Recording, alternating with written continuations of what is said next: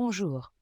Dans ce deuxième épisode, nous nous concentrerons sur les abus commis au sein des centres de la jeunesse et de la famille, et plus particulièrement dans les établissements relevant des directions de la protection de la jeunesse, DPJ.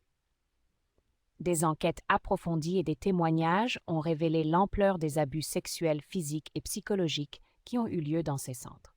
Un rapport de 253 pages a mis en lumière des décennies d'abus de confiance et de pouvoir, ainsi que des stratégies de dissimulation mises en place pour protéger les coupables et éviter les scandales publics.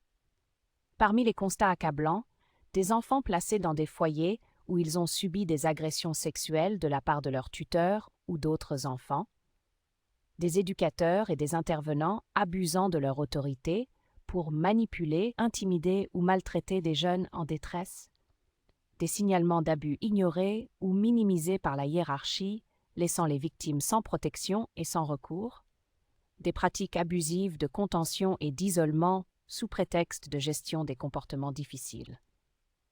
Ces réalités tragiques montrent la nécessité absolue de mettre en place des mécanismes de prévention, de surveillance et de sanctions rigoureux pour éviter que de telles atrocités ne se reproduisent. Voici les sources pertinentes qui abordent ces enjeux.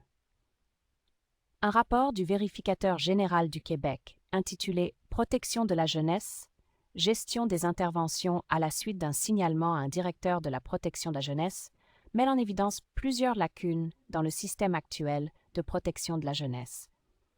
Parmi les constats, il est mentionné que les enfants n'ont pas accès rapidement aux services dont ils ont besoin pour corriger les situations compromettant leur sécurité ou leur développement, avec des délais moyens variant de 158 à 226 jours entre le signalement et le début de l'application des mesures.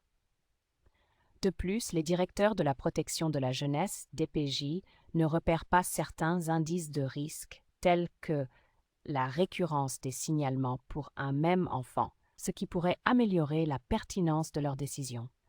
L'organisation du travail et la supervision des interventions des DPJ nécessitent également des améliorations. Enfin, le ministère de la Santé et des Services sociaux, MSSS, n'a pas déterminé si les normes de pratique clinique utilisées en protection de la jeunesse sont toujours adéquates et ne surveille pas les interventions des DPJ de manière à évaluer leur efficacité et à pouvoir intervenir en temps opportun, le cas échéant. Un autre document pertinent est le mémoire de la Commission des droits de la personne et des droits de la jeunesse concernant le projet de loi numéro 15, qui modifie la loi sur la protection de la jeunesse. Ce mémoire aborde diverses problématiques institutionnelles et propose des recommandations pour améliorer le système de protection de la jeunesse au Québec. La question demeure, cela sera-t-il vraiment positif? Ces documents offrent une analyse approfondie des défis institutionnels auxquels la DPJ est confrontée et proposent des pistes d'amélioration pour mieux protéger les enfants du Québec. Dans le prochain épisode, on abordera les violences sexuelles en milieu universitaire, voire scolaire.